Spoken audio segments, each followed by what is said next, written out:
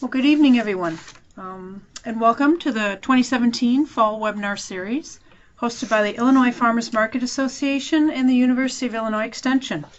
My name is Lori George, and I'm an Extension educator specializing in small farms and local foods in Mount Vernon, Illinois. We appreciate you joining us this evening for the webinar, and we'll do our best to begin and end within the specified time frame that we have allotted. Participants have been muted for the presentation. Should you have any questions during the talk, go ahead and enter them into the text box at the left. I'll make sure that our presenter, Deborah, answers them as time allows, or she may view them online and answer them directly. This presentation will be recorded, and I will email a link to the archived presentation as soon as possible after this concludes.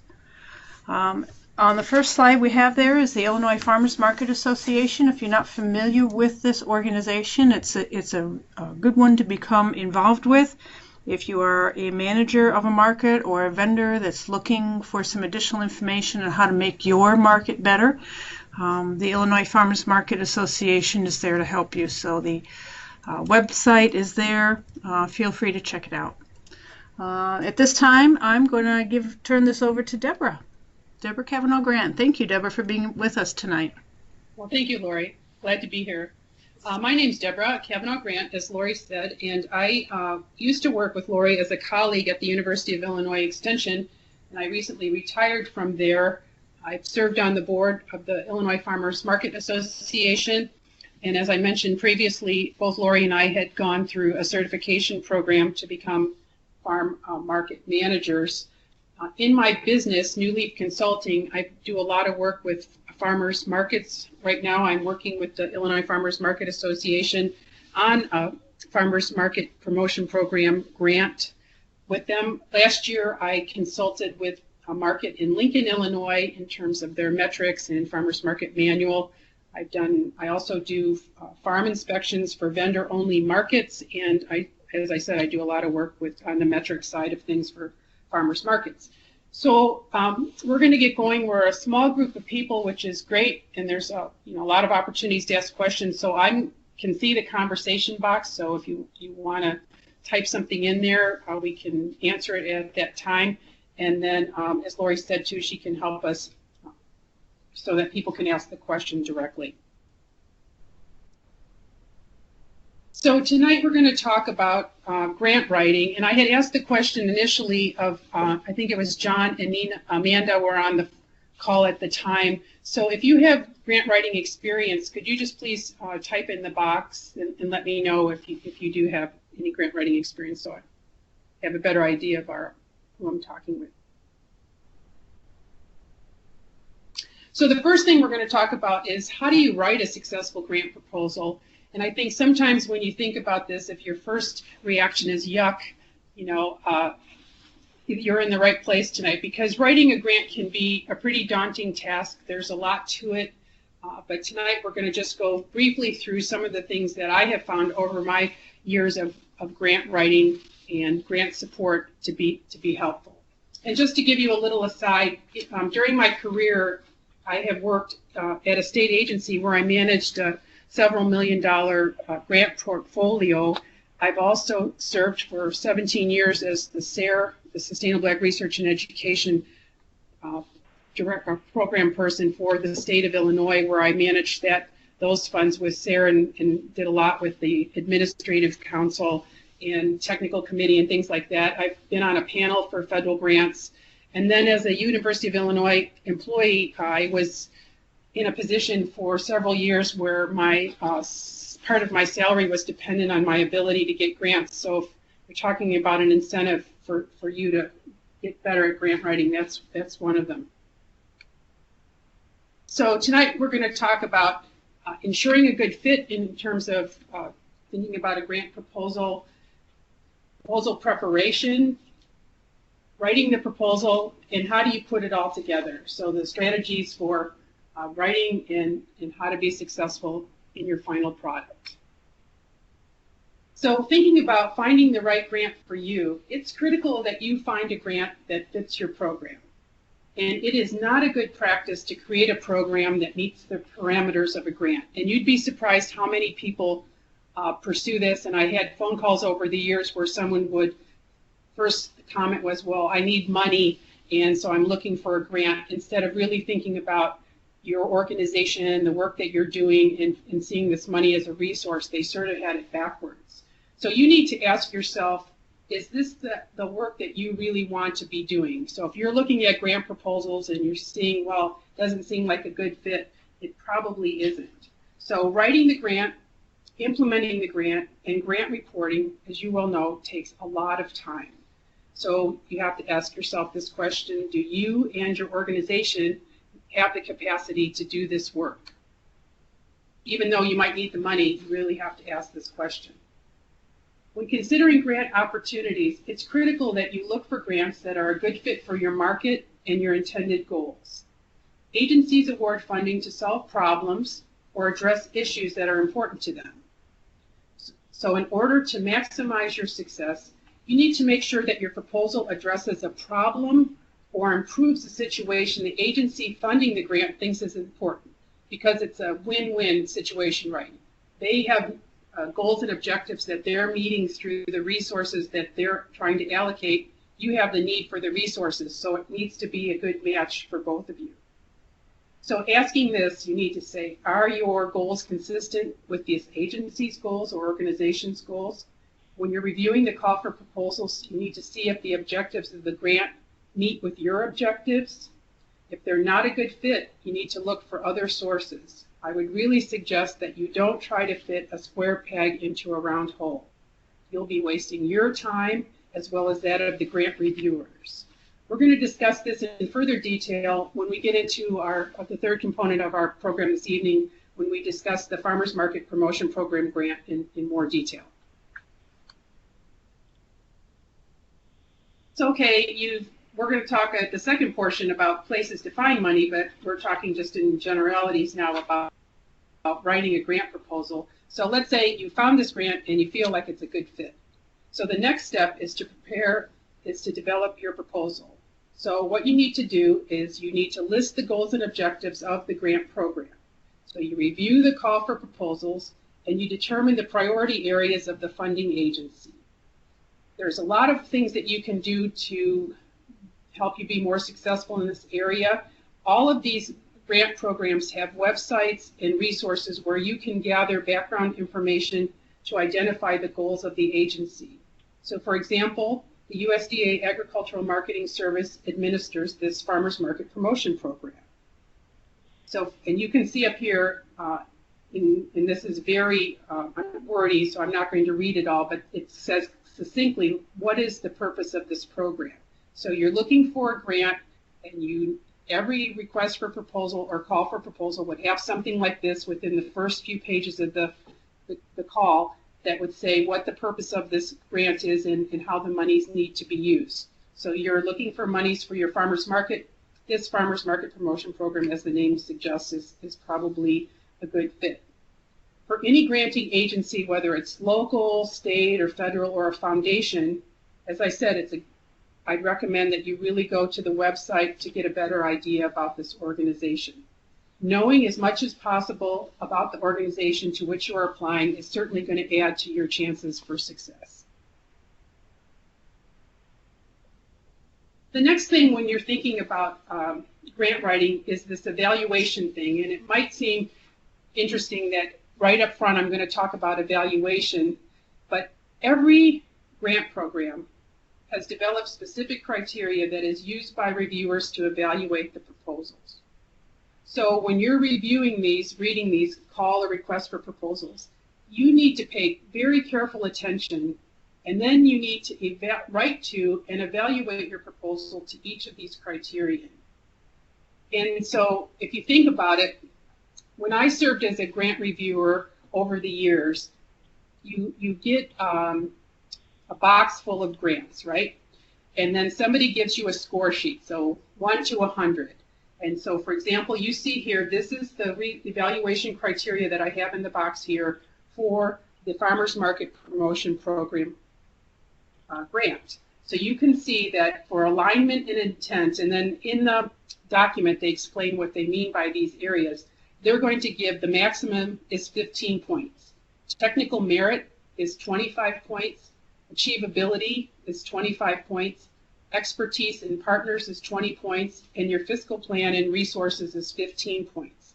So you know from the get-go that when someone is reading your proposal in front of them, they have this criteria, and they're assigning a point system, a points to, have you achieved it? So for technical merit, are you going to get 20 points or 25 points? Or are you going to get 10? So it's really, if you understand this, then you're going to be able to write your grant to meet this criteria, and you'll be a lot more successful. And it is imperative that you read this thoroughly, reviewing your proposal to make sure that you have addressed these questions, as each application will be reviewed competitively, as I said, using this scoring and criteria.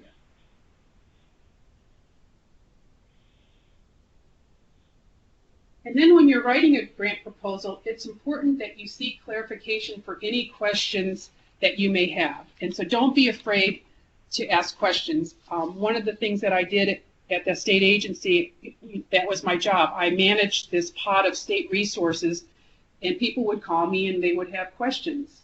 All funders are willing and able to assist with answering your questions. That's their job when they manage these grant programs. Some federal agencies offer webinars about the grant program, so to make sure to attend these if they are available. In 2015, Lori and I worked with the USDA Ag Marketing Service to teach the Farmers Market Promotion Local Food Program grants around the state. Lori, I think we did like 3 locations, 4. So that was our job. We were trained about the grant program, and we went around sharing information because the AMS felt that they weren't getting the kind of proposals that they wanted, so they went across the country and worked with extension systems to develop these face-to-face workshops for people that are interested in writing these grants. So when contacting the funder, it's a good idea to write down your well thought out questions ahead of time. You don't want to be annoying and contacting them over and over again. So I would suggest that you call them when it's really important to contact them.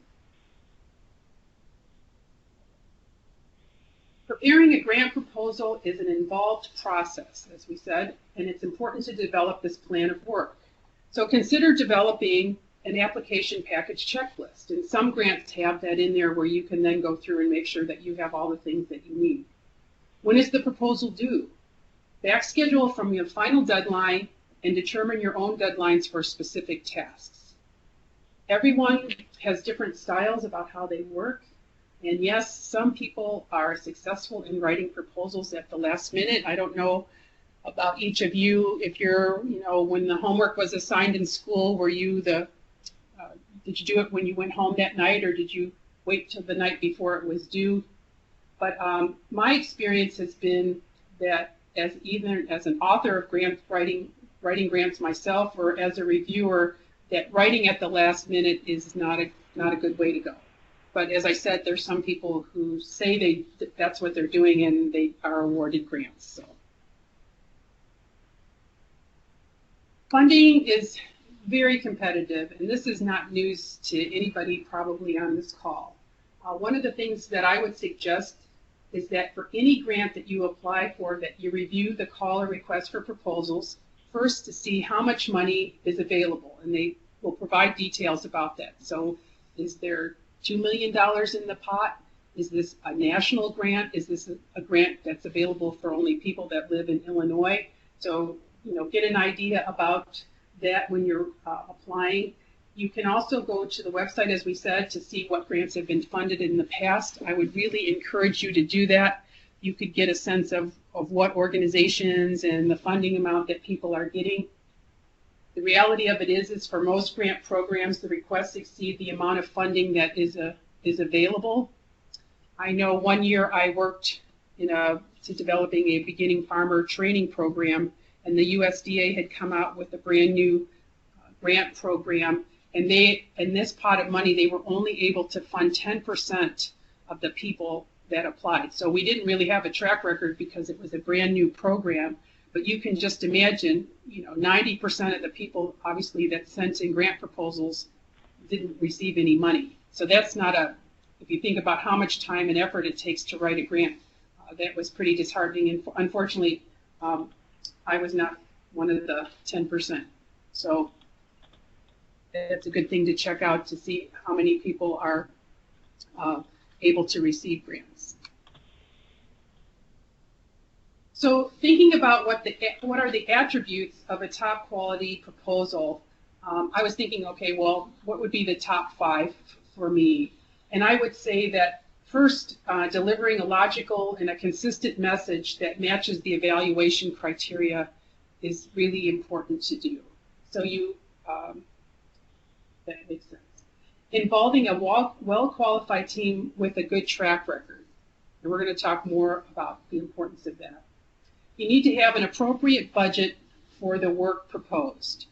So for example, when I was a grant reviewer, I would be reading the narrative about what the people were planning to do, and then I would have the budget pages, and I would be looking back and forth to say, if they said, okay, I'm going to have 10 workshops. Okay, well, did they have their budget figured out in a way so that it was clear for me to understand, how are they going to make those 10 workshops happen, and did they ask for the resources, the necessary resources that they needed? So you want to make sure that you have that well thought out. You need to have an easily understood and convincing message. Again, when a box of these proposals come to reviewers and you have to read 30 of these guys, and you're reading poor writing, it doesn't help you to award people maybe the points that they should deserve, but if they had better writing. So make sure that you do your best in terms of the writing.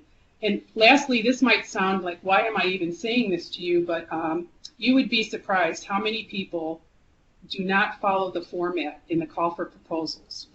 And an interesting thing about grant writing, and you wouldn't think this was necessarily the case, but everybody sends in their proposals to the entity that you're applying to, state, federal, or a foundation, and usually these have deadlines, right? And there's somebody's job at that organization to look at all of these proposals that come in, and the first review of these proposals is, do you use the right font? Is it two-sided? Is it, these kind of things, is it in by the time that it's due? And there's often several grants that are not even reviewed because they haven't followed these basic guidelines. And as I say, I was always, when I first got involved with grants, I thought, well, how can anybody do that? But you would be surprised how many grants are not even read because they haven't followed the guidelines. So we talked about this before.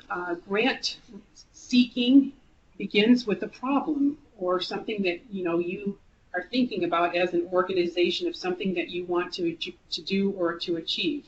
So you're asking for money, and you need to make sure, as we talked about before, that your proposal addresses the problems that this agency or organization deems important. And think about it this way. So the USDA Agricultural Marketing Service works with farmers markets. They developed the Farmers Market Promotion Program specifically, and this is a quote from the request for proposals, to develop new market opportunities for farm and ranch operations, serving local markets by developing, improving, expanding, and providing outreach, training, and technical assistance to, or assisting in the development, improvement, and expansion of domestic farmers markets. A mouthful, right? You have to read a lot of these things several times because it's super wordy. But this agency is using public money, and they want and they need to be good stewards of these resources, right? They're looking for proposals that can meet their goals and objectives while serving the goals of the local communities that are requesting these funds.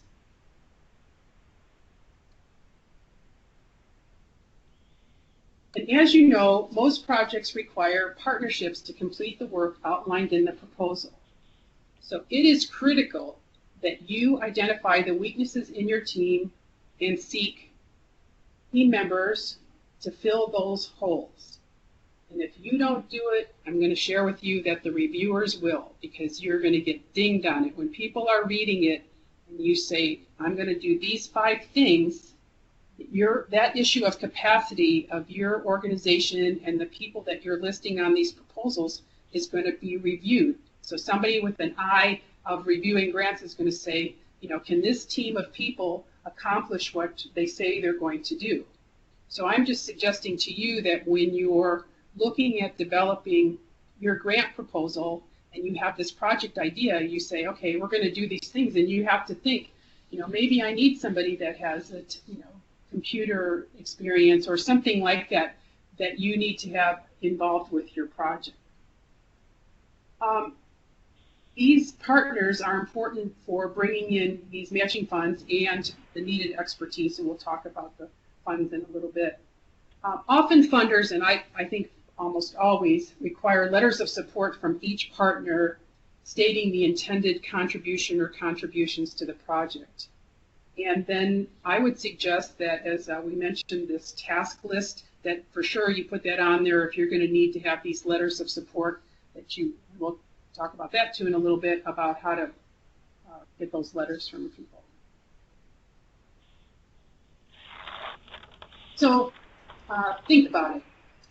For many federal grant programs, it is people like us who are reviewers. We have jobs in our personal lives, and we're volunteering to review these grants. A well-written proposal is a lot more enjoyable to read than a poorly written one. I know, as a person who has reviewed hundreds of grant proposals, that there is nothing more annoying than having to read something several times to try to figure out what someone is talking about. And at one time in my life, I taught high school, and if I find myself reading a proposal and editing it at the same time, that's not a good thing, right? And then if I have to read it 2 times to even understand what they're doing, it's not a good thing. The call or request for proposal, it always provides guidelines as to the format, and you have to read this very carefully about what you can do. So I mentioned briefly the fonts and the number of pages and things like that.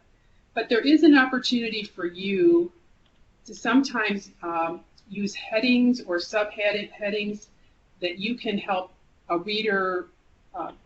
It's easier to read. You can put in tables or graphs or things like that, and then you would have it has to be in the corresponding section, of course, and you have to be within the page limits. But there's things that you can do sometimes to make it easier for people to get the point. So they spend 10 minutes reading this couple of pages, and they're really clear about what you're trying to do and what you're asking money for. So plan on writing and rewriting your proposal several times. So easy to read is your goal. Also, I suggest that getting feedback from others is a good idea. They can let you know if something's not clear or if there's too much jargon. Reread your proposal with the eyes of a reviewer and thinking back about this evaluation criteria. Did you provide all the required information? Did you answer clearly and succinctly? Did you leave out jargon and acronyms? And if you have that in there, you have to make sure that you follow the format so people know what those initials stand for. If you did have an opportunity in this grant proposal, have you highlighted it so it makes it easier for people to read? So those are some important things to do in terms of writing the proposal. Well-written text is free from spelling and typographical errors. It flows easily, and it is a pleasure to read. And there are some grants that when you're done with it, you're like, wow, I wish I had thought of that, or I would like to be involved with this project. So it's one of those things, if people will say, well, what's a good grant? And you just know them when you see them, right? When you're done reading it, you know that this is going to be a successful project. And as everybody knows, this budget is a really important part of this because, as we talked about, you're doing something, you have a need for money, and you're going to this entity, and they're going to want to know, well, how much money do you want? And then how are you going to use those resources to achieve your goals and objectives? It's a critical, very critical part of this grant proposal. So it's also important that when you're doing this, that you're satisfying the criteria that's laid out in the request or call for proposals as it relates to the budget. Your budget needs to be reasonable and calculated or well estimated. So you cannot guess. And I'll tell you why, and you probably already know this. So let's say you're writing a grant and you have some project or some aspect of it that you need money for. Well, one of the things is you're not always sure who's reading this. And so a lot of times entities assign people to be grant reviewers because of a particular expertise that they have. So if you start making stuff up and somebody's reading this who has an expertise in that area and goes, you know, this is not realistic, or I have personal experience, these people really haven't thought that out, so that can backfire. The other thing that can happen to you if you haven't thought about this clearly is, well, let's say you're fortunate enough to get this grant awarded, and you say, I can accomplish this thing, let's say, for $20,000, but you really need $30,000 to accomplish it. From the grantor's perspective, once you're going to sign this grant application, you're going to make a commitment to them that you will give them this deliverable using the resources that they're going to give to you. Well, where do you come up with that other $10,000, right? So those are the things that I would say to you why it isn't a good idea to guess at something like that. And sometimes you have to spend a lot of time, frankly, really figuring out what stuff is going to cost. So let's say you need a graphic designer, or you're going to have some type of a document like that. You need to contact that graphic designer and get a bid for a 20-page document. What's it going to cost to print it if you choose to print it? If you're going to need some type of a format on the internet and you don't have, you have to hire somebody that can put that document up on the internet. So all those kind of things. You need to make sure to read the RFP and use the specific budget form. And they all differ, these grants, they write different kinds of budget forms. And you have to comply with the rules, and especially on the federal side, it's super important to do that. And then there's this thing called the budget narrative. So you have this form that everyone uses, this budget form. So it'll say travel, and you would put that money in there. This budget narrative is a document, and often they don't give you page limits on it, but it's where you then give the necessary details. So I'm a reviewer, I look at this, you say I need $10,000 for travel. I think, okay, $10,000, well, what is that for? I would then go as a reviewer to the budget narrative, and you would say, all right, I'm having a workshop, and I have 3 guest speakers. And then you would say, am I paying them an honoraria?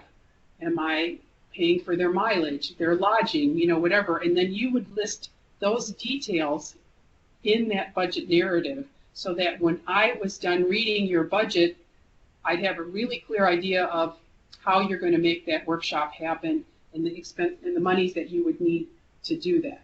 So are there any questions about that anyone has specifically about budgets or issues related to that? Because this is an abbreviated webinar, and I just wondered if there was something that someone had been thinking about or in their own personal experience with grant writing that they had a question about budgets or financial things.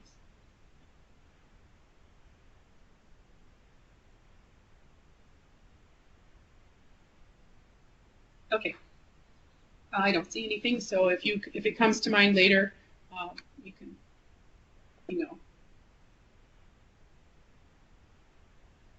Every grant or a foundation proposal is different.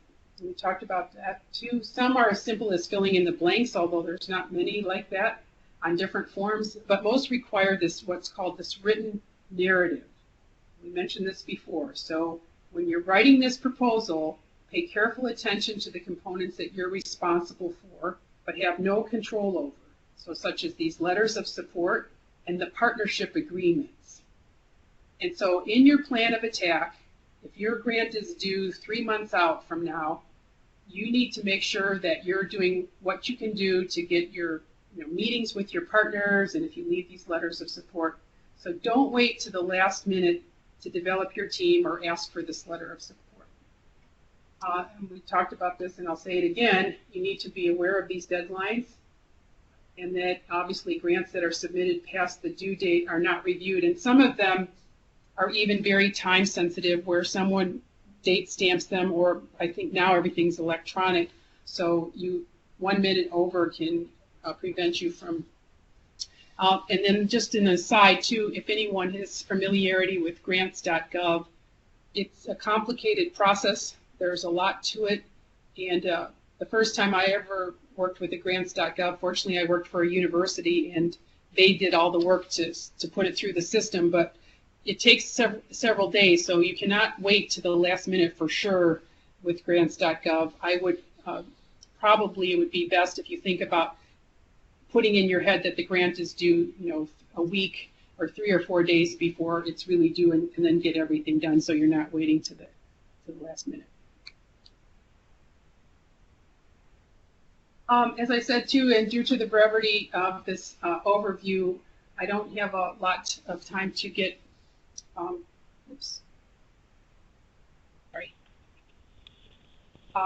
get into the details about matching, but read the instructions. So some grants have provisions in there, what they call that you need to have matching funds. And if you think about it, it makes a lot of sense, right? So let's say you're asking for the federal government for $50,000 of our funds, right, as taxpayers for your project. Whether it's the federal government, even foundations, local, state entities, they want to see that you have some skin in this too, right? So that you need to think about what resources are you providing. So it differs for different grants, but often matching can be things like people's time.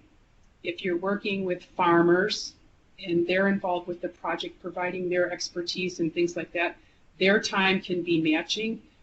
We've worked in projects where we need land resources and farmers are providing land. That's a matching thing. Sometimes it's cash that you have to have. So if you're a nonprofit, you have to have funds that you're going to provide to this. So it does make sense, but matching, as I said, we don't have time to go into all the nuances of it. It can get complicated. Federal government has a lot of regulations related to what constitutes match, what can be used. So you just have to make sure when you start writing your grant, that you're paying attention to that. And I would say that when I was an administrator of grant programs, this area was where I got the most questions because it's complicated.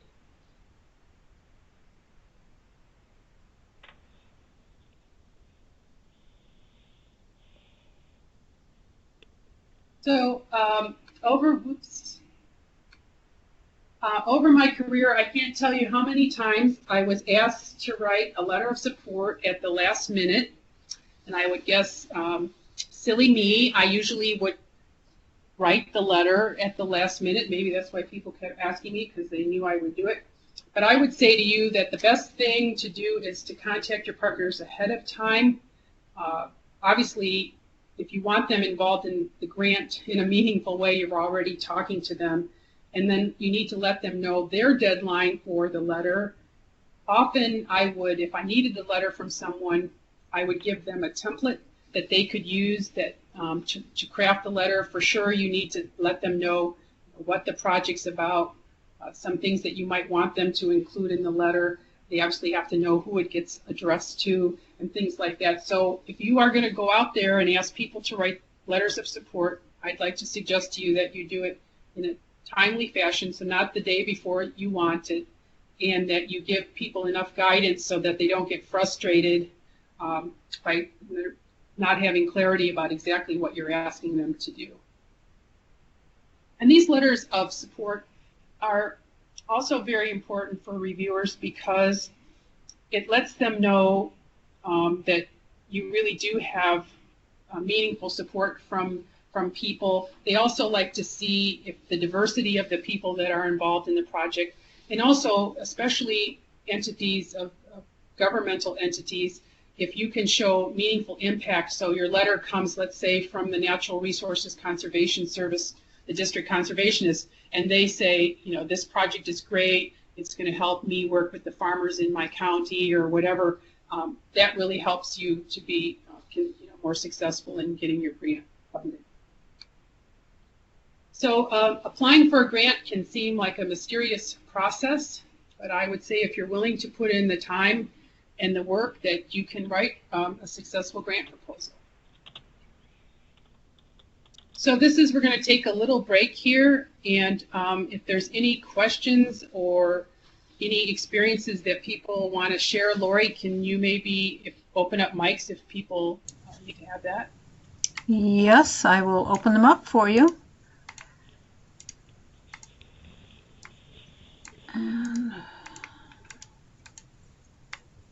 Okay, the participants do have open mics. So I see some people on here that I know have some grant experience, grant writing experience. Is there anything anybody would like to share?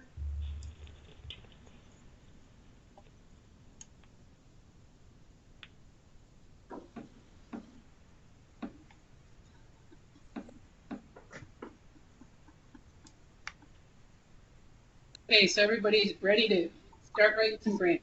Okay. Well, thank you, Lori. The next topic that we're going to move into is, which is a very important one. So if you have some idea about some of the issues facing you when you think about applying for a grant, well, where do you get the money? And so this is also a common question. I'm sure Lori gets this question too, myself, where people think about, well, where do I get money? And I don't know if anybody recalls, there used to be this guy on TV. He would dance around in this weird outfit with these question marks all over him and tell people that the government had all this money, but they were just keeping it from you. And if you gave him $50, he could tell you, how to get the money. Well, what I like to do in this section is to give you some idea of, where you can find some resources. So there are several resources available for identifying federal funding programs, and each requires that you think broadly about the terminology you're going to use in identifying your organization's interests. So as we talked about previously, when you're writing a grant, you have a problem or something that you want to do or issue, and you have to think about that, and then think about keywords or phrases when you're writing your grant research. And you need to sort of think outside the box. So for example, sometimes people think, well, I'm working in agriculture or whatever, and they look at a lot of funders that are just targeting in agriculture. But, if you have an educational component, are you working with youth? Do you have an art component? Let's say you're doing something like that. Or do you have a culinary component? So there's all kinds of things where you might be narrow in your thinking, and you might not think of other opportunities. So try to brainstorm some words that frame the kind of organization you have and then the grant that you're looking for writing. So like the search for government funds, the starting point for private funders is also a list of these keywords and phrases. But I think differ from the government funders, you can expand it with words relating to the type of support you're looking for and the type of organization. There's also, and you might be familiar with this already, there's several foundations and organizations that target specific geographic areas. There, for example, the Lumpkin Foundation in Illinois, so central and sort of eastern Illinois. So there's things like that you can go out and look for specific grants using those criteria. For federal money, I would say this is the best place to begin your search for federal grant funding. It's called the Catalog of Federal Domestic Assistance. It's a free, which is good, online database of all federal domestic assistance programs, including grants, loans, and other types of assistance. This catalog of federal domestic assistance is searchable by keywords, so we talked about the importance of figuring out what those words, the type of assistance that you're looking for, your target population, so are you working with youth, seniors, things like that, as well as other fields in the database.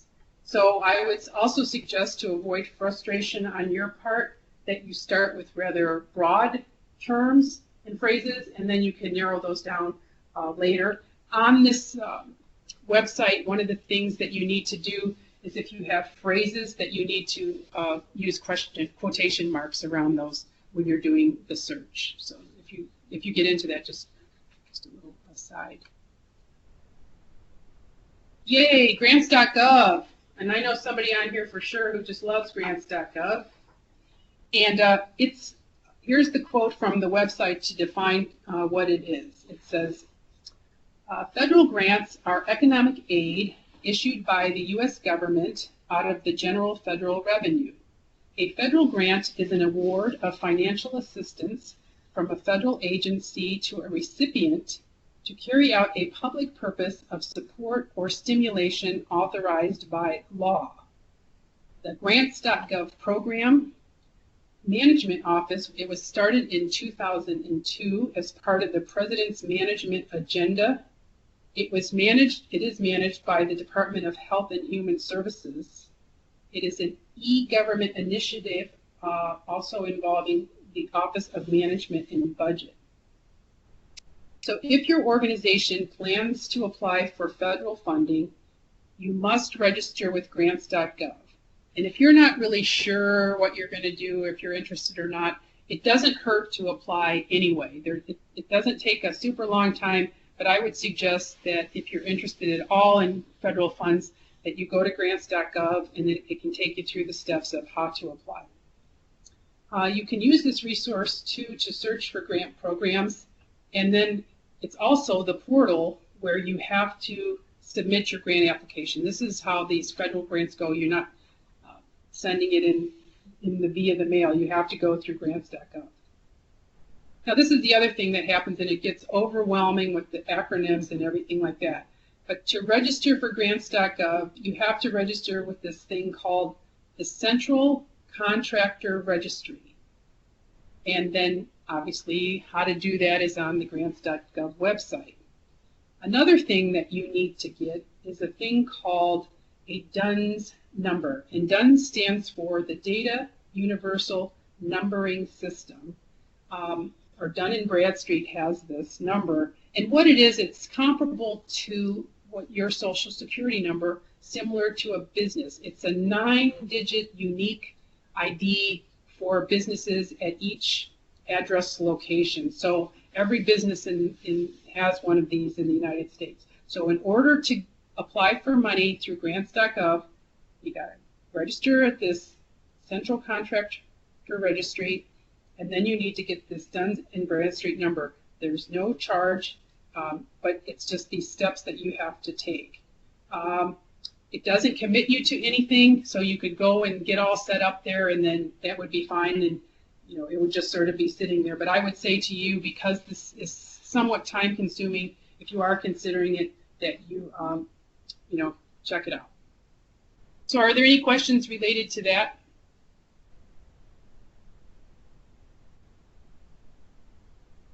Okay, here's oh yes, there is a question. And we're just going to wait a second while I'm just typing.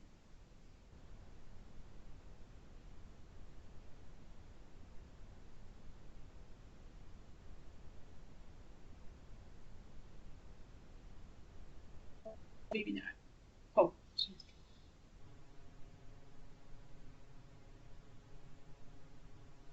And thanks, Lori, for putting that up there. You can, so 900 grant program are offered by the 26 federal agencies. Oh, what structure does the group applying need to have? So what do you mean, like by structure, do you need to be like a 501c3, that kind of thing?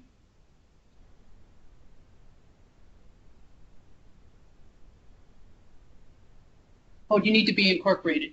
I think for the feds, I mean, does anyone else, Janie or anybody, I mean, I pretty much think through a university, you had to be a 501c3 and then some, oh, you're an ad hoc group.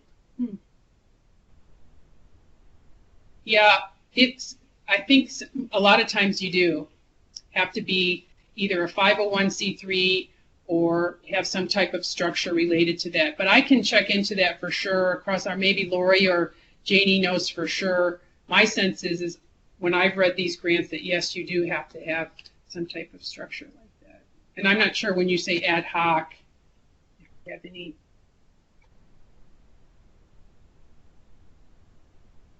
Other people are typing. Yeah, see, that's what I said, 501c3, yeah. For 2 years, all volunteers. You know, Nina, we'll talk when this is over.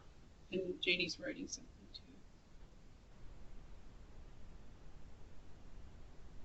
too. And you can see here on the screen, here's this page of the USDA grants and loans page. And so the URL should be at the bottom. You should be able to see that. And that's a great place to go to just seeing all the grants and loans that are out there. And again, this isn't an easy task. And so when people would call me and they would ask me these things, I would just say, yeah, here's these resources. And I think they wanted me to figure it out for them. Or frankly, you have to do a lot of this reading because, as I mentioned, there's nuances with your own organizations, and sometimes these grants would work or not, and it would be hard for somebody that wasn't involved to make that decision. But this is a good place to start your searching for government grants from the United States Department of Ag.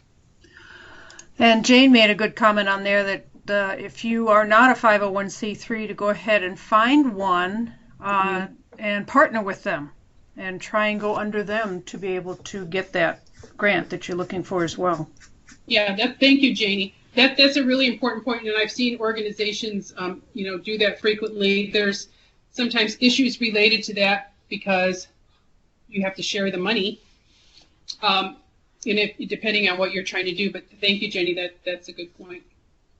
So one of the things too, because this is a call or a webinar that's for the Illinois Farmers Market Association, and many of you are involved with farmers markets in some capacity. Let's talk about some grant programs that are specific for farmers markets, for people that are involved in farmers markets. And there's 4 of them that we're going to talk about. And so we'll go through these briefly and then in a little more detail. And if anyone has experience with these too, please feel free to say something in the chat box. So the first one is called the Food Insecurity Nutrition Incentives Grant, or FINI grant program. And so the purpose of this program is to increase the purchase of fruits and vegetables among low-income consumers participating in the SNAP, which is the Supplemental Nutrition Assistance Program. And what it does is it provides incentives at the point of purchase.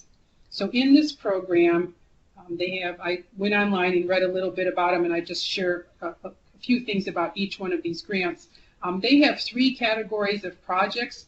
They have these pilot projects they call them the FINI pilot projects. They don't exceed a total of $100,000 over 1 year. So they're these very small, discrete things. The second pool of money that they have are multi-year community-based FINI projects to not exceed $500,000 over 4 years. So you can see these are large projects with lots of money. And then they also have multi-year large-scale projects that are $500,000 or more and don't exceed 4 years. So you're talking about a big pot of money. And we'll talk a little bit later about some of the recipients in Illinois that have received these funds. The second is the Community Food Projects Competitive Grant Program. And I'm going to read a little bit from this, the grant project. It's to meet the food needs of low-income individuals through food distribution, community outreach to assist in participation in federally assisted nutrition programs, or improve access to food as part of a comprehensive service. It's also involving in increasing the self-reliance of communities in providing food, the food needs of these communities, promoting comprehensive responses to local food access, and then meeting specific state, local, or neighborhood food and ag needs. And they talk about, equipment of an operation, planning, marketing, and things like that. So this is the Community Food Projects Competitive Grant Program. Third is the Specialty Crop Block Grants. And these funds can be requested to enhance the competitiveness of specialty crops. So this program, what happens is that each state's Department of Agriculture applies for these monies. And then, so in Illinois, if you're from Illinois, I know there are some folks from other states on here, and your states would do the same thing. They would get this block of money, and then they have a call for proposals that goes out within the respective states, asking people to apply for these specialty crop block grant funds. So the goal of these monies are to expand the availability of fresh, locally grown produce and strengthen the competitiveness of your respective state's specialty crop industry. And then the last one is a smaller, a program that we don't have a lot of people applying for in Illinois. The purpose of this program is to address the critical needs of the specialty crop industry by awarding grants to support research and extension that address key challenges of national, regional, and multi-state importance in sustaining all components of food and agriculture, including conventional and organic agriculture. A lot of the people who receive those funds, as you can probably discern from what I just read to you, are universities. So these are the four grant programs that specifically target farmers markets or people that are working in that arena. So here I just wanted to share with you so you would have some idea for the people that are from Illinois. In 2017, the awardees for the pilot project for up to $100,000 was the President's Health in Chicago, and they did get $100,000. You can see we've had two projects for the multi-year community-based projects. The first was VNA Healthcare in Aurora, close to $500,000, and the same with Experimental Station in Chicago. So for 2017, these are the awardees. And I'd like to share a little bit with you just to give you some idea of when someone is applying for these.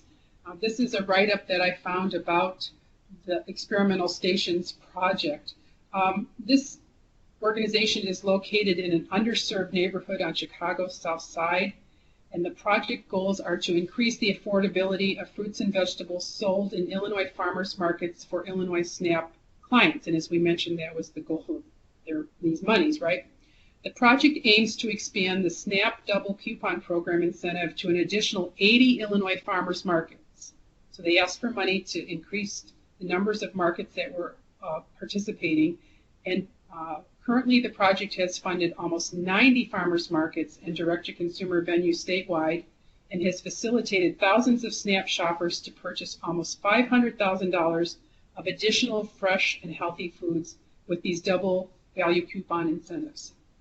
So more than 22,000 low-income Illinois residents will benefit from affordable access to the region's freshest fruits, vegetables, and other healthy goods. So you can see, here's this project in 2017, and this is the write-up from the Finney program specifically about this project, so to give you some idea of what's involved. The Illinois Community Food Projects, this is the second grant that we talked about. We've only received, in the time of this grant in existence, we've only received two grants. In 2013, the Illinois Stewardship Alliance, which is a statewide organization with headquartered in Springfield, Illinois, and then the other was funded at the Angelic Organics Learning Center in Caledonia, and you can see they received $292,000. So we haven't had any since then. As I mentioned too, this Illinois awardees for the specialty crop block grants in 2000, and this is sort of interesting about their program. The grant was due in May of 2017, but it's the FY 218 grant. So for this previous cycle, 10 projects were funded for a total of $551,000. And on the slide here is an example of some of the projects that were funded. So you see that the Land Connection, which is headquarters is in Champaign, that they have a project about, they're doing some social media radio and broad outreach campaign. And then there's two projects you can see from universities. One is for safe handling procedures, and then another has to do with alternate water sources. So this is 10 projects taking this $500,000 from the federal government and the state of Illinois allocating these funds. And then lastly, here's these 2 projects through this Specialty Crop Research Initiative. And as I said, a lot of it is universities applying for the money. We received, from 2008 to 2017, Illinois has received only 5 grants through this initiative. And the latest 2 grants, one was in 2015 and the other in 2017, were awarded to the USDA Agricultural Research Service, ARS, that's housed in Peoria, Illinois. So this is pretty intensive science-based research. But a lot of times with these projects too, there's farmer involvement and other people with nonprofits and stuff like that that can be engaged with these scientists too. So are there any questions about those 4 grant programs? And then the URLs were on there, obviously, so if you want to check out or get more information, check that out. Now here's one of my favorite places to go for information about grants is the National Sustainable Ag Coalition, NSAC. It's Grassroots Guide to Federal Farm and Food Programs. It's a really nice resource, and on these pages they give all kinds of great detail about these grant programs and resources, further resources to read. It walks you through dozens of federal programs and policies that are most important to sustainable ag and how they can be used by farmers, ranchers, and other grassroots organizations nationwide. So I think it's important to check that resource out. Another resource that is maybe of interest to you is called the Healthy Food Access Portal. So city, county, and state foundations and departments of public health or ag are well equipped to fund market and SNAP operations. So this Healthy Food Access Portal, it maintains a comprehensive list of these current funding opportunities in that arena. So you can also look at national and regional foundations, so for grant support through this portal. See the URL there. Another good resource for if you're looking for resources for SNAP is the Experimental Station, and I mentioned that they were a FINI recipient. Their organization seeks to increase the affordability and accessibility of nutritious food sold at farmers markets for low-income Illinoisans. Link Up Illinois is a program that helps achieve this goal by providing farmers markets across the state with funding for these double value coupon incentive programs for Link Card Illinois SNAP shoppers. So Link Up Illinois provides participating markets with training and technical assistance for implementing these programs. And if anybody has a market, this is a wonderful resource for you. The staff that are there, Corey Chapman and others that are there, great people to work with. And so check it out if you're looking to do that at your market, if you haven't already. There's a nice list too. Alan Shannon, who is with the Food and Nutrition Service, has this monthly email that he sends out with all kinds of resources. So if you're interested in grants or deadlines, I would suggest, obviously there's no charge, you can just send him an email and get on this list. So,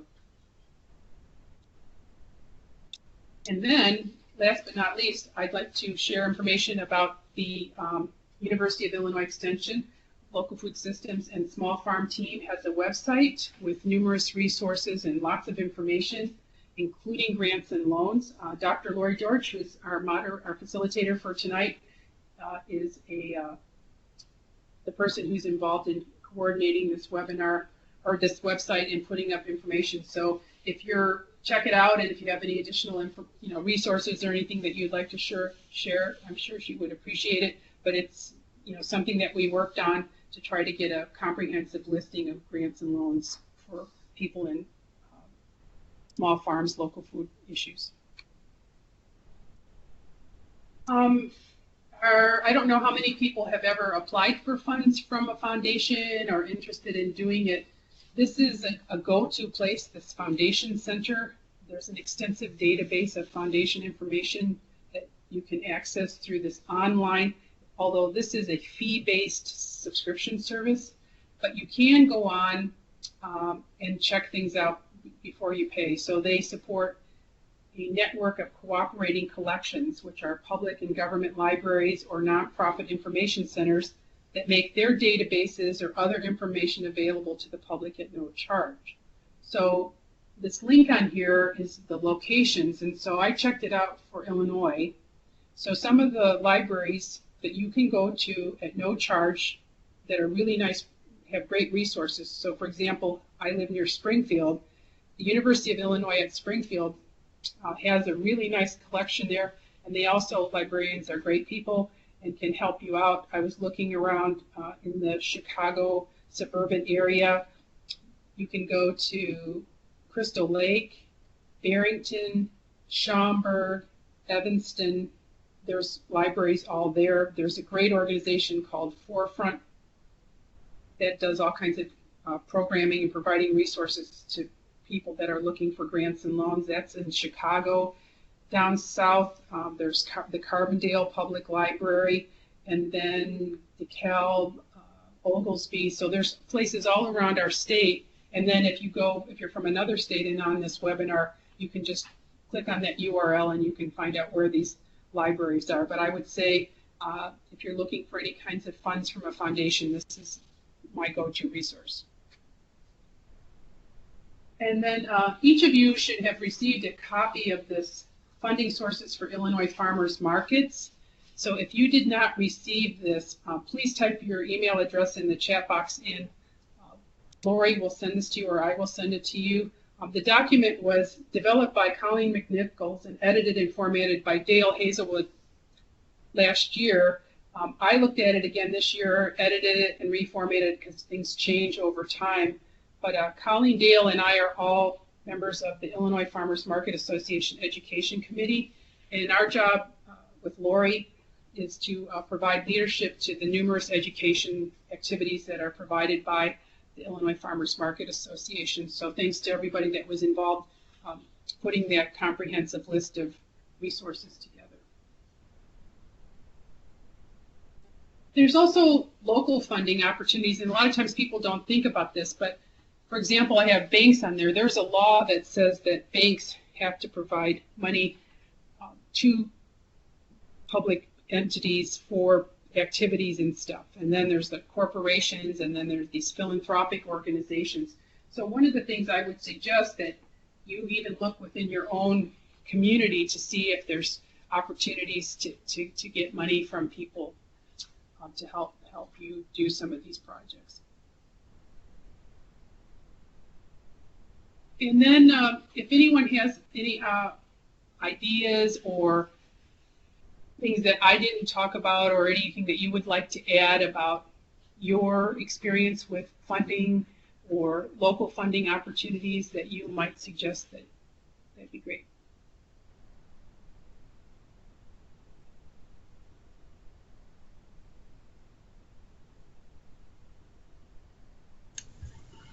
Does anybody have any Yes. other funding opportunities?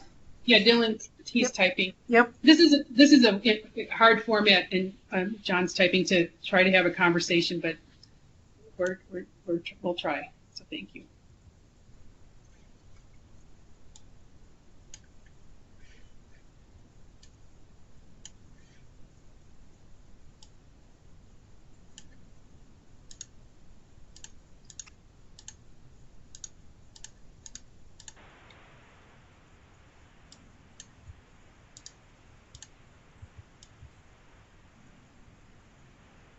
Microphones are open if someone wants to say something too.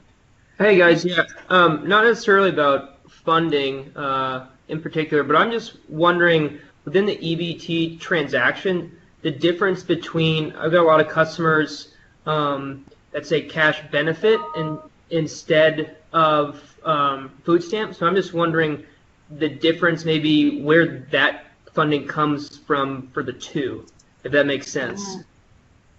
The difference between, I guess, cash benefit versus food stamp, first of all. I would think that, go ahead, Deborah. Oh, no, that's okay. Go. I was going to say that would be a question for Corey Chapman at the experimental station. He's the one who handles all that, and I would probably direct you to contact the experimental station on that one for a more in-depth answer to that question. Okay. Yes, ma'am. Thank you. You're welcome. Yeah, that's what I was thinking too. Mm-hmm. I would also recommend ILFMA at the Illinois Farmers Market Association at ilfma.org has just added a chat function with Corey, and it's a place that you can go to on our website would allow you to ask questions, and Corey responds, and it's designed to be a back and forth dialogue for anybody that's interested in that, but particularly it's just starting, so you may not find a lot of questions there, but it'd be great to get it started. That's great. Thank you. And thanks, Lori, put that in there. John also shared a comment. He says, it's taken some searching, but I found several private foundations that distribute donations. I have not applied, but it seems straightforward in his community.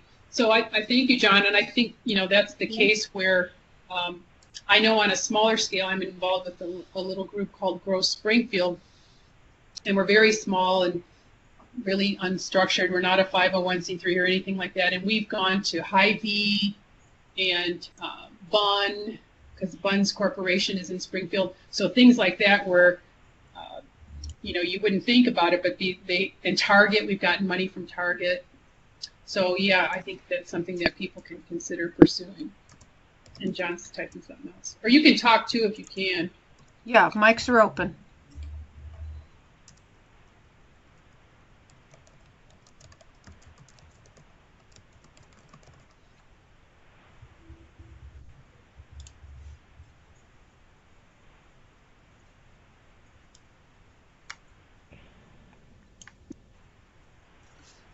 Boy, that's great about Corey being on the ILFMA website, too. Yeah, we're very excited about that new feature. We also have a part on that website, in case anybody's interested, that's just market talk. So if you have a question about anything pertaining to running a farmer's market that's not specifically about SNAP, comes to me and I will field it and send it to the experts, and if I can't answer it, and get back to you. Okay. And me is Jane Maxwell from ILFMA. Yeah, Janie's the executive director of the organization. Yep. And there's 2 more people typing, so just hang on a minute more. Oh, good. So thank you. Okay, so thanks very much for your comments. And the last part of our presentation that we're going to talk about, we're going to go into specifics about this Farmers Market Promotion Program grant.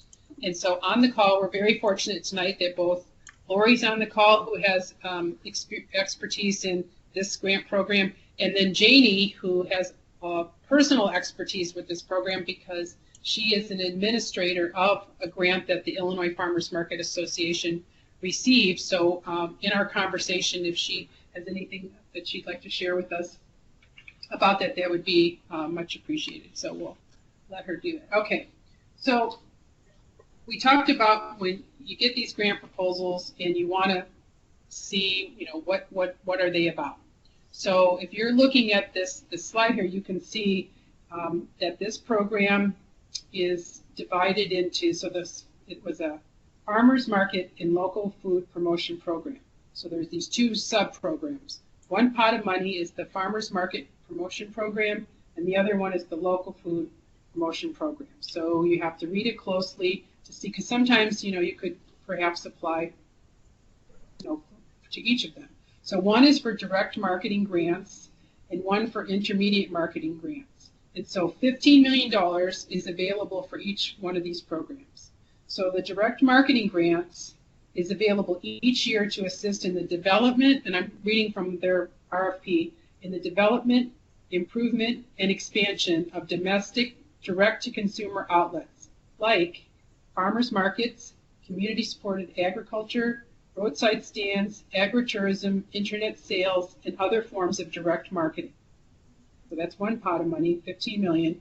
And then this intermediate marketing grants is another $15 million, is to assist in the development, improvement, or expansion of local and regional food business enterprises. So when you get these grant proposals, they go into detail, really the nuances of what they're looking for. And sometimes you will read these and you go, well, I'm not sure if I should apply for this one or that one. So when you get this proposal and you're looking at it, it can give you more detail. And as we mentioned before, if you're really still not sure, you can always contact the grant program administrator just to make sure, because you obviously wouldn't want to apply for the wrong grant.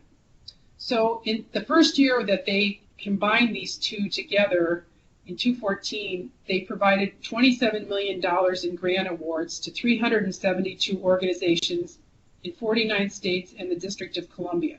So that's letting you know that $27 million to 372 organizations across, the entire United States. So it sounds like a lot of money, but when you're looking at it, it's I don't know, I wouldn't say if it's not, but it's, you just can see how that gets spread across. So, and we talked about this too, so you got the farmers market promotion and the local food promotion. In 2015, they gave a little bit less, $25.2 million in grants, less organizations, 324. And then in 2016, they awarded 102 grants, and they had $26.8 million. So it's interesting to see, over the years. And that's something that you as a grant writer can look at to see, how much money there is, where it's being distributed. So you can go on their website and you can see a listing of everybody, the name of their project, how much money they got, the organization, so you get a better idea of who's applying for this money. So just to give you some idea about Illinois, in 2015, 6 grants were awarded in Illinois, and 1 grant was awarded in 2016 for the Farmers Market Promotion Program. And you can see who these entities are. So when you think about this too, who's eligible for this money. So this is a federal grant request for proposals, and so there's a lot of verbiage, and you can go onto this page and you can see who's eligible. So for the Farmers Market Promotion Program, this is a listing of everybody that is eligible for money. The only thing that changed, if you had applied for this in 2016, they added tribal governments to this year. So ag businesses, producers, local governments, nonprofits, a wide range of people are eligible to apply. And then here's these other things that you have to read through in terms of the verbiage that they use in these grants. So they have these capacity building and community development training and technical assistance projects. So they divide it up. And so if you're looking under this thing called capacity building, they tell you, okay, well, this is local farmer education, or you can have a farmer's market startup, or you can doing some market analysis, so you can see that's capacity building. And then what constitutes community development, training, and technical assistance, and you can see that there. So you can apply for both of those pots, but if you were fortunate to be awarded, you'd have to choose between one or the other. You couldn't receive money in each one of those in the same year, but you could apply to both. The award amounts for capacity building, the maximum that you can get is $50,000, the minimum is $50,000, and the maximum is $250,000. So that's something when you're looking at these grants too, you need to know, how much you can apply to. When you're looking at these community development training, it's larger pots of money. The minimum that you can apply for is $250,000, and the maximum is $500,000. So in 2016. $13 million was available to fund applications. So, and the other thing about this grant, we talked a little bit about it when we were talking about budgets, matching funds and cost share are not required. So this specific grant does not require that, which is nice sometimes. When you're applying for a grant, this is another thing that's very important. You need to know the timeline and the duration, right? Because You're asking for money. You can't start any of your project things until you get the money from them. You can be doing stuff related to your grant, but you can't be asking for money before the grant starts. So they use these words, the grant project attaches. So let's say you needed to plant cover crops as part of your project. Yes, you could plant them, let's say in April, but if your project starts in May, you can't ask for money for the seeds for that cover crop. So if that makes sense to you. So you really need to know these dates. And so you can see that AMS announces these awards in September and that the funds would become available September 30th. They give 3 years, and then they have a lot of comments in the proposals about when you have to complete the work. This reporting, and Janie can probably, she'll talk in a little minute about what's involved here. So they changed this thing this year in this proposal for 217, but you're required to submit interim reports throughout the period of the grant. And then you have this these government forms that you have to fill out. And then there's all of this stuff related to the closeout of these grants. So there's a final performance report, final payment request, your federal financial report that has to be filed with all of the, how were the funds spent, a tangible personal property report, and a refund of any unused grant funds that you make checks payable to the Ag Marketing Service. So, there's a lot to this when you're getting the grants. So sometimes the thing is, people are like, yay, I got a grant, and then, oh crud, I got a grant because, all the stuff that's involved with doing it. Deborah, can I add something? Yeah. Especially with the interim reporting, I think one of the high recommendations I would have as you think about even applying for a grant is who will help you carry it out. We are the administrators of our FMPP, but honestly, we could not do it without the incredible accounting help that we receive by one of our board members. And I think that would have been just very overwhelming for me without an accounting background to actually take on by myself. And so I do think, thinking about the big picture about how you complete these reports and look what they're looking for and look at the capacity of your organization. Yeah, thank you, Janie. And if anyone else, if anyone else is on the call that's received either an FMPP or local food grant or another federal grant that wants to share about, some of these issues, please chime in. As I mentioned before, Lori and I were involved in 215 with these workshops. So a lot of the materials that we developed for doing this training are posted on that local food system small farm grant pages. So the URL is up there. And then the other thing we mentioned before, a lot of these federal agencies are really good about having webinars and opportunities for people to learn more about these grants. So check it out when you get the call and sign up. They're free, and I think they're. Janie, did you attend at all, like any of those webinars? This particular grant was submitted before I came to ILFMA, so I have not attended this one, but I have attended others. And I've certainly attended all the webinars that they've offered about managing the grant, because those are also very valuable. Thank you. So in today's program, and again, we sort of sped through this, there's a lot to it. So we covered basic grantsmanship. We learned more about some grant opportunities for farm market managers and other people involved with farmers markets. And then we briefly covered this federal program through the Ag Marketing Service, the Farmers Market Promotion Program grant. And if there's anything that someone wants to share, again, there's some expertise on this call that people might be interested. Please feel free to share your comments now, and then maybe Lori, you can open up people's microphones so they can. Yep, microphones are open, so if you have a question, go ahead and state it. If you can't, then go ahead and type it in the chat box.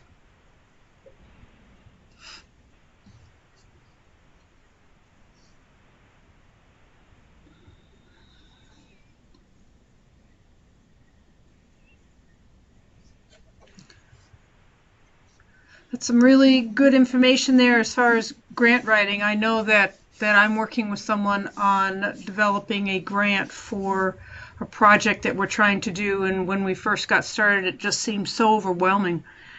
So we decided just to break it up into sections. So one person has one section, one person has another, and kind of break it up that way so you don't feel so overwhelmed having all the responsibility on yourself. That has really helped us quite a bit.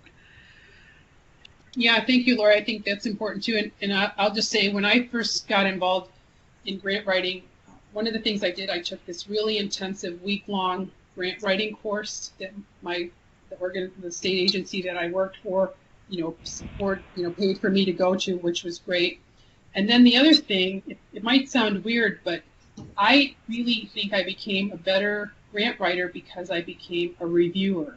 And so all of those grant proposals that I read over the years, I think really helped me hone the skills. Like I said, when I read a good grant proposal, you know it. And so it helps you to do that. So as much as you might not want or think that's a good idea to add more to your already overwhelmed life, signing up to be a reviewer is a good idea. It helped me. This is Janie. One of the other things that I'm not sure people are aware of, that even if you are not funded, you can often receive feedback from the reviewers about your grant. And I know one of the recipients of a recent FMPP listened closely to the reviewers' concerns, addressed them all, and the next time they basically submitted an improved version of the original grant and were funded fully. So I think those opportunities to hear what the reviewers have to say about your grant can be really helpful with either resubmitting during another cycle or taking those thoughts into another grant proposal. Mm-hmm. And Janie, there's a question for you. Thanking for the feedback, but it says, can you give an overview of how much time you budget for writing and administering an FMPP grant? That's a great question. Wow, that is a really great question. And again, as I said, I wasn't here as a part of the team that wrote the original grant, the FMPP. But, ILFMA is a rather small organization, and we rely heavily on all of our board members to help us to meet the goals that we're looking to meet. And I know that it took an extensive period of time for the team to put together the current grant that we're working on. But I do think that, one of the things that I think Deborah hit, which is really key, is making sure you review it, because I think we made some minor edits that probably cost us some of the administrative funds that were available to us that just happened to be an edit at the end that was overlooked. So I would highly recommend that. And then you get to, depending on how much you charge the grant for your time as the administrative organization, is what you can bill for. So you could have a grant that is a lot of your allotted time, or it might actually be a very small percentage depending on the amount of time that you work during a given time frame. But that's dependent on the grant. There are guidelines about salary, about indirect costs, which can cover general administration. So I'd look at those closely, but those should be crafted in your original proposal. Thanks, Janie. So are there any additional questions? I think John's typing a message. I would also mention, I don't know if you did, I think you may have earlier, Deborah, but talking about some of these grants when they become available. So there are dates that the grants open up and then the dates that the grants close. And you mentioned having to meet that deadline date and time for that.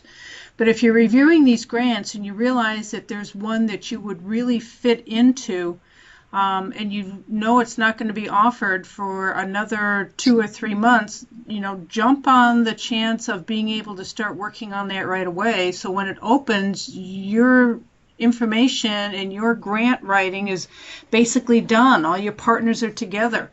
If one that just closed, you know that it may be or possibly will be offered again next year. So, start thinking about your grant now and start talking to your partners now and getting some information together for that. So when it opens up the next time, you're ready to go. Yeah, thank you. That's a good. And I know this is a highly competitive process, but we also are all part of the same team trying to move local food, farmers markets forward. And so even if we're applying, I'm always pleased to write letters of support, and I think we found that from all of our partners as well. They may be applying, but they'll write a letter of support for us. So we know that not everybody in Illinois will be funded, and so we stand together seeing what we can do for one another. Right. Well, thank you, everyone. I see someone's typing a message. I don't have anything else to add, but it was my pleasure to have an opportunity to talk about this topic tonight, and I wish everybody success. And here's my contact information. So if anybody is interested in asking me any questions, or you can also, with Janie at the Illinois Farmers Market Association and Lori with the University of Illinois Extension, all of us would be able to talk with you if you had any additional questions. Okay. Well, thank you so much, Deborah, for sharing your expertise with us. That was great. Yes. John, you keep on typing. But yeah, Deborah, thank you very much. Some really good information for everybody. So while we're waiting for that, oh, here it is. I believe that I've seen funded FMPP projects that have been awarded funding that hired advertising and marketing companies to create promotional materials. Would you anticipate they had a specific company lined up when they applied? Mm-hmm. Yes. Yes. Or had gotten price quotes from many. Yes, definitely. Definitely. That's one major thing, that because you may be using them, or they may be charging for their services, in which case they would be going into the grant themselves, if I'm not mistaken. So you would need that well ahead of time if possible. Yep. Thank you all very much. I got to take off. Okay, thank you. Appreciate it. Good evening. Well, okay, good. So I would like to thank everyone for joining us for this webinar. I hope you got some really good information that will help you to develop and promote your market. Please look for an email from me with the link to the archived webinar that you've just watched. If there are no further questions, then I would like to wish you a fabulous evening and a successful writing on your grants when it comes time. So thank you very much for joining us tonight. Have a good evening.